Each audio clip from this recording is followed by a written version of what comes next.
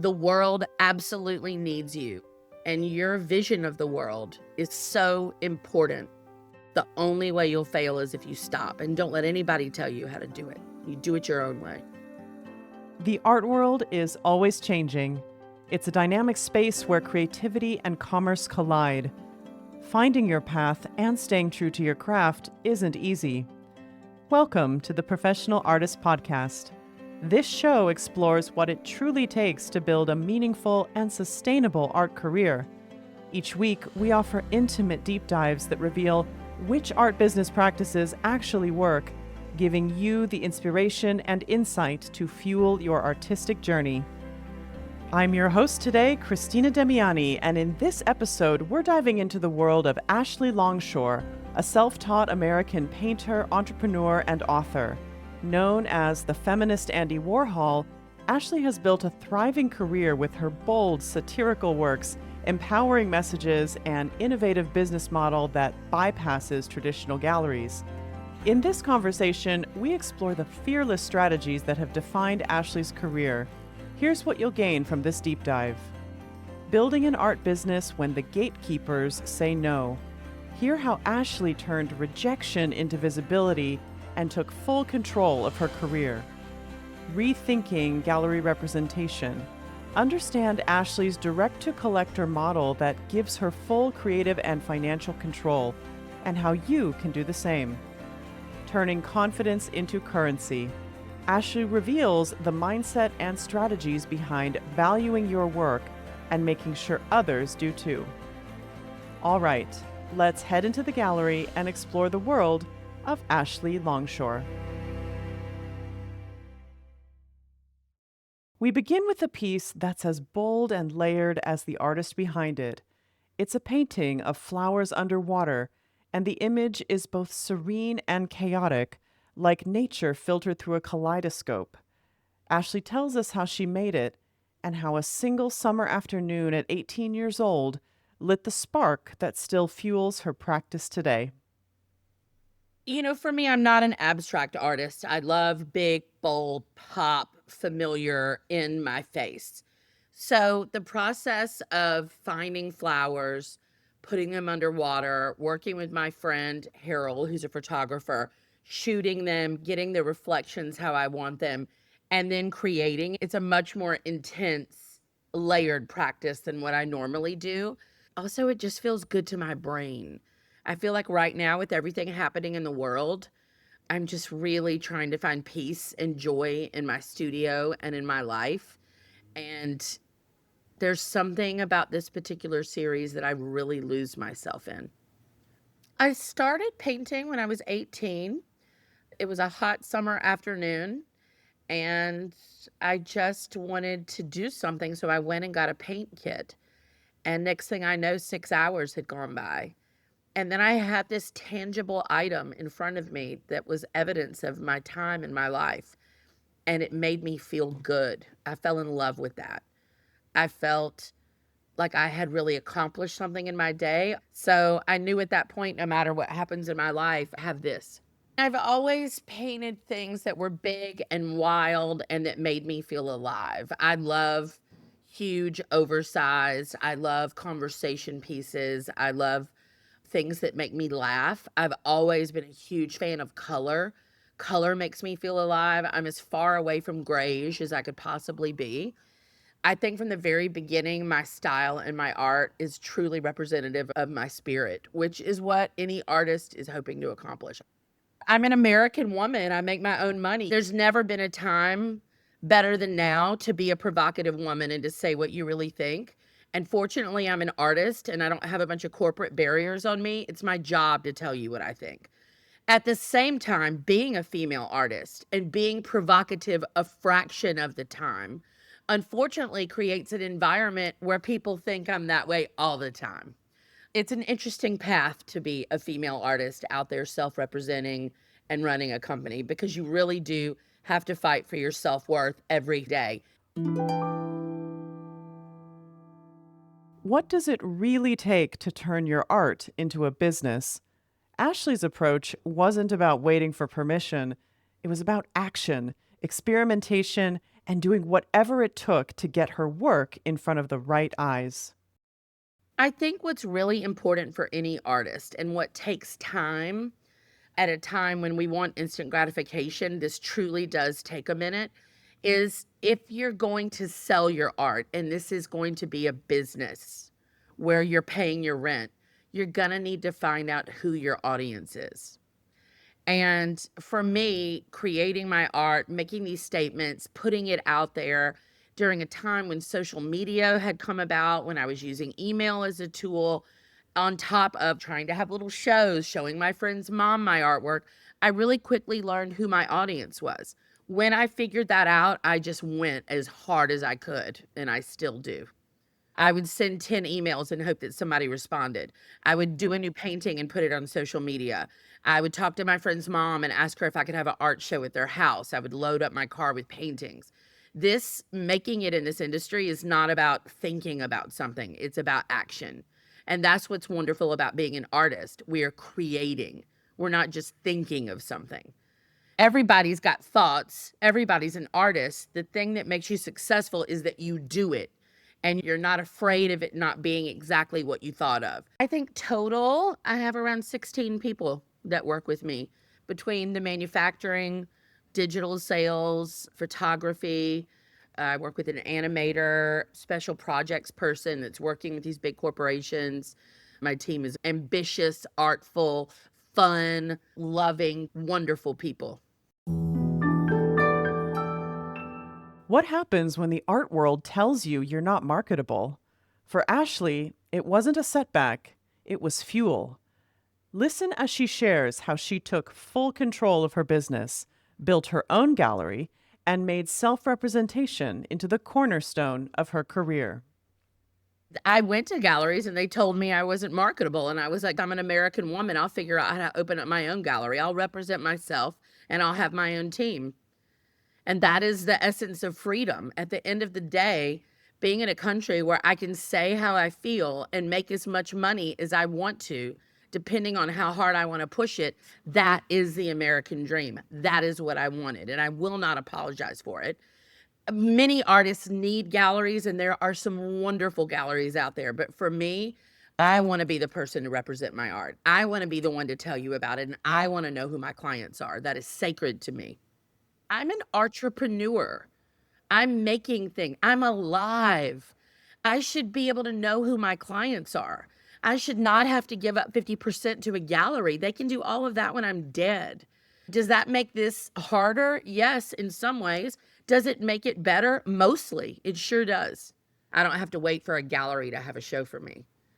Doing this my own way, it doesn't matter what anybody thinks. It doesn't. There's lots of different ways to get to the top of the mountain.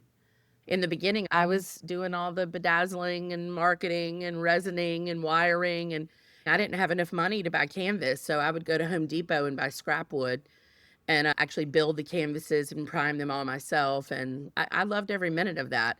As much as I finally could get to a point where I could order my canvas and then hire somebody to help me with the bedazzle and wiring things. Next, Ashley gets real about one of the toughest parts of self representation: talking about money. From negotiating prices to reading the room, she shares what it takes to advocate for your value and why pricing your art isn't just a transaction, it's an act of self respect.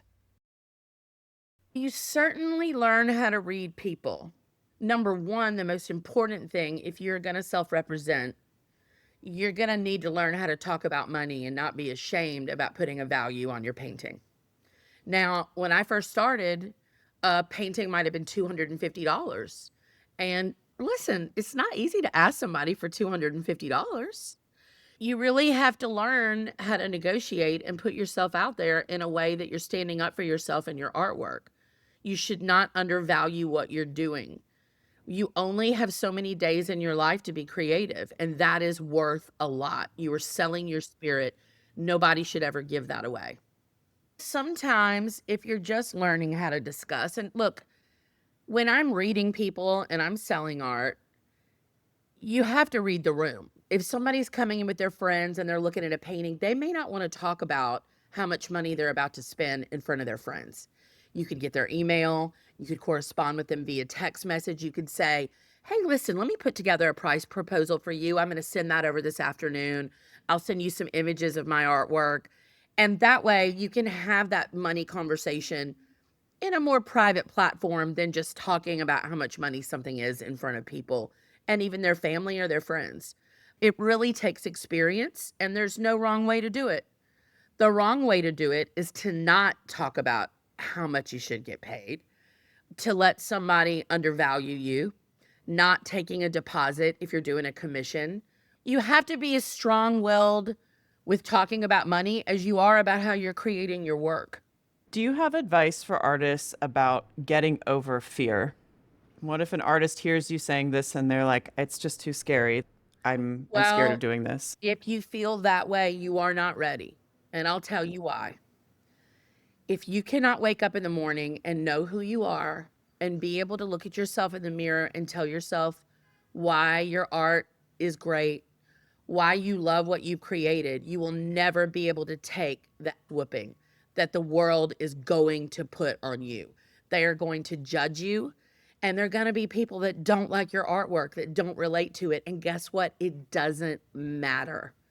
Because just like what Dita Von Teese said, you could be the sweetest peach. There's still people that don't like peaches. This is why I said finding your audience is really crucial. There's a huge amount of art people out there that do not want my art in their home. They wouldn't want to live with my spirit.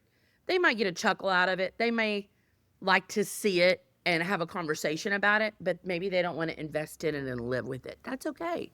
That's all right. You find your people, stick with your people.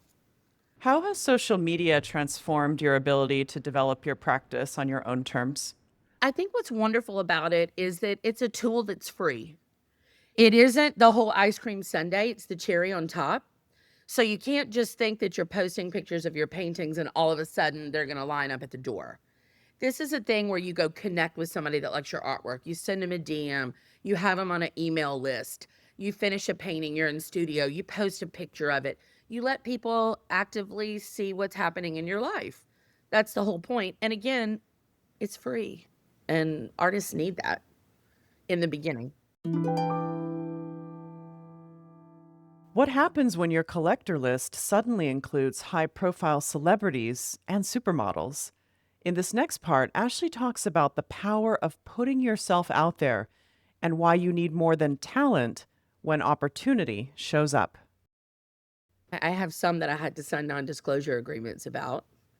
I had some for people, a person I had to refer to as Her Excellency. I've had a really fun one was Iman. We love Iman. I got a DM from her, and now we're good friends, and she's a collector. They've always approached me about those collaborations. So putting yourself out there is a really good thing because you never know what opportunity is going to come. I will say those collaborations are very intense.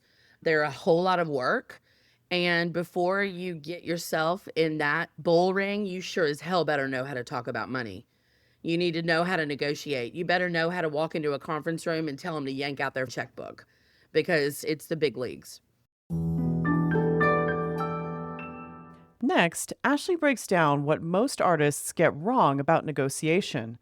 From corporations to collectors, she's learned how to hold her ground and how to walk away.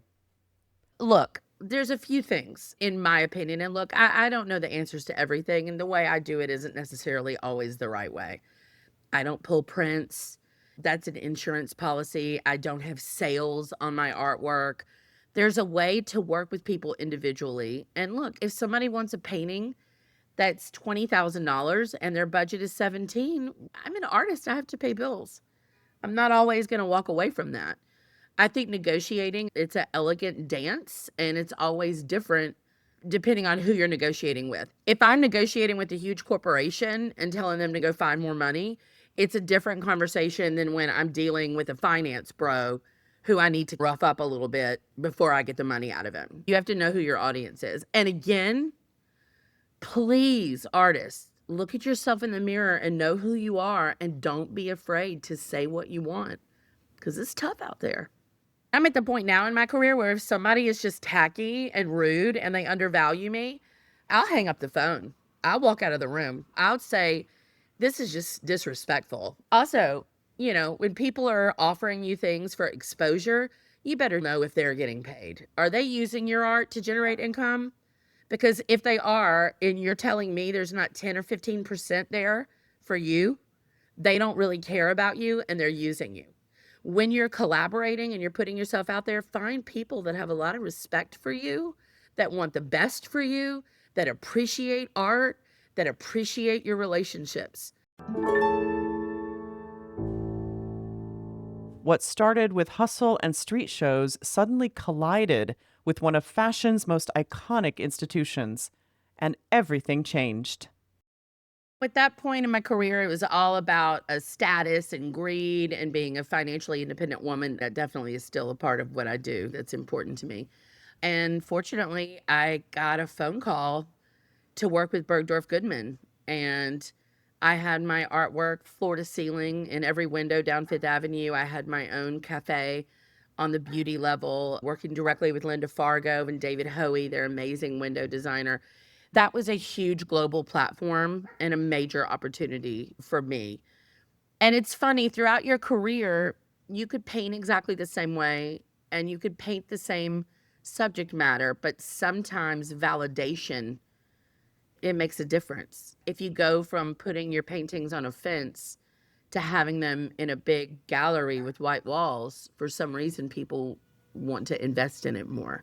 And Bergdorf Goodman is an iconic symbol of fashion in New York City. So for me, not having to go ask a man for money and to be able to go in there with my hard-earned money and buy whatever I want, there ain't no crying at Bergdorf Goodman. It's fun. To be involved in the fashion scene, Bergdorf it's the pinnacle. So it certainly raised lots of brows, and people were like, "Oh, who is she?" You start getting invited to red carpet events, and you put on 5 pairs of Spanx and high heels and hope to God you can make it through the night.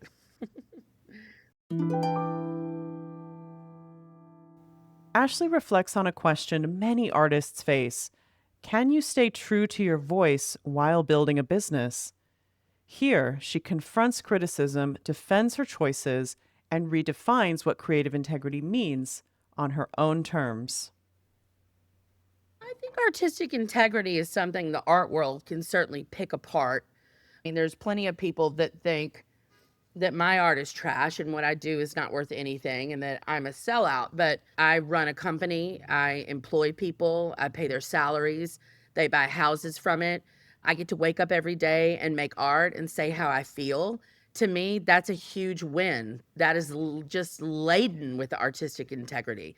I'm ambitious, I've got something to say, and I'm unapologetic. I think when you're an artist, you create those own boundaries of what that means. Ashley's approach to selling art is anything but conventional.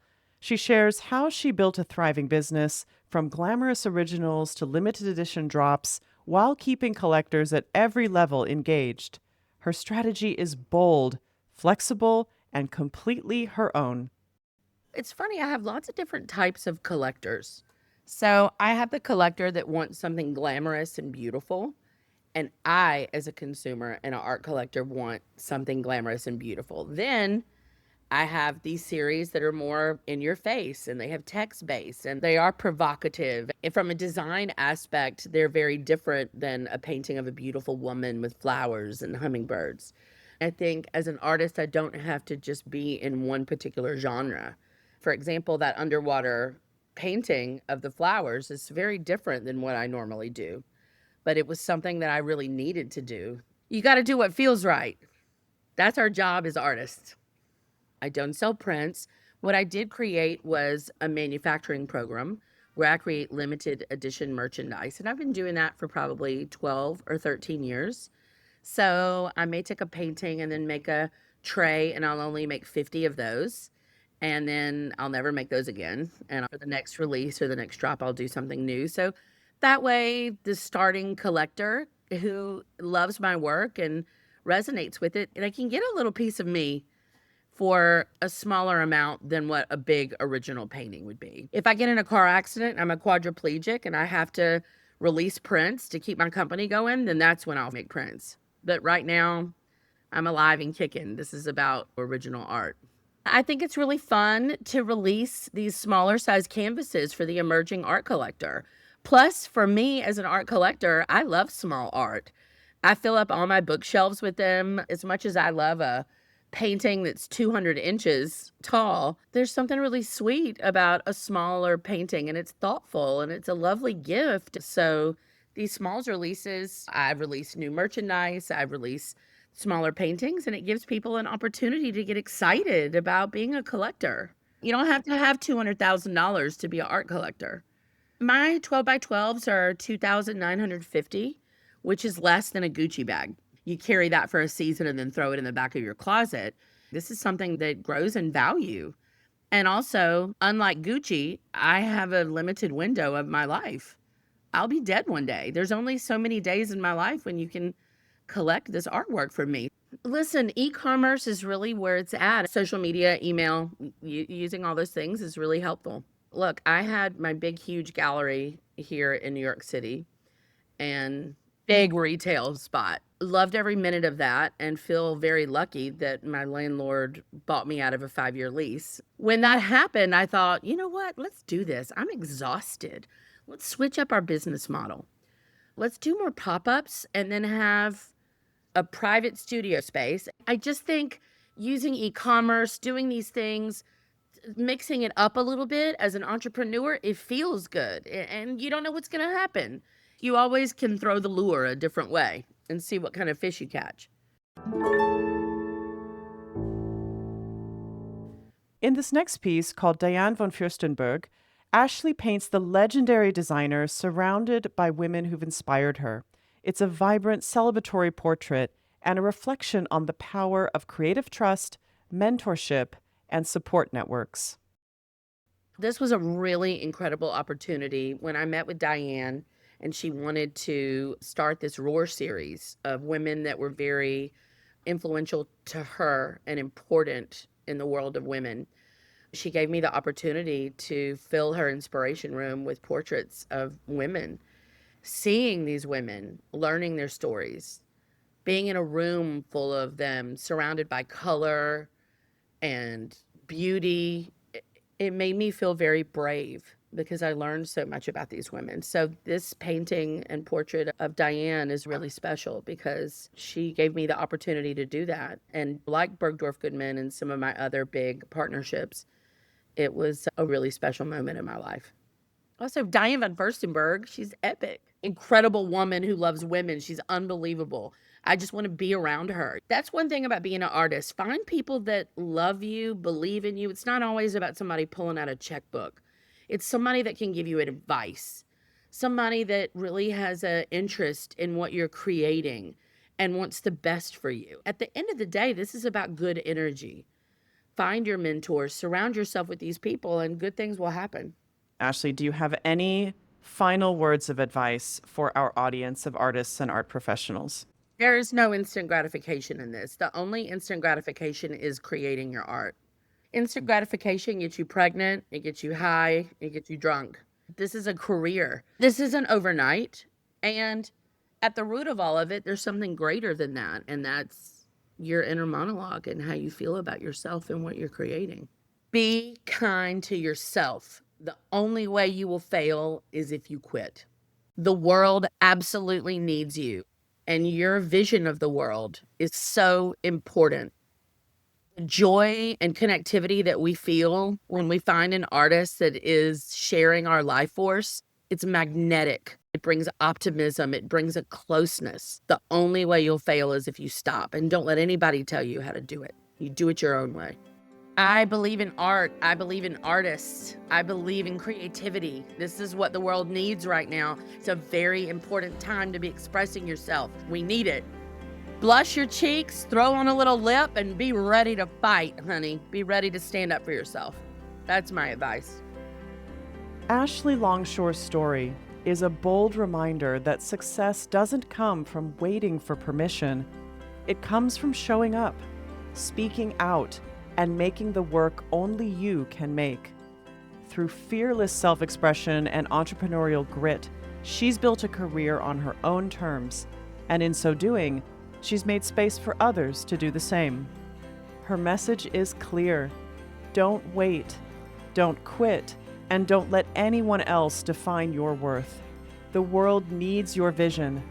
So move forward with courage, speak without apology, and believe in yourself, because doing that is the most courageous art you'll ever make. This podcast grows because people like you share it. So if you got value today, if it inspired you to think differently or take action, hit follow or subscribe and send it to one person who needs to hear it. That's how we keep making more episodes. Thank you for listening to the Professional Artist Podcast, and until next time.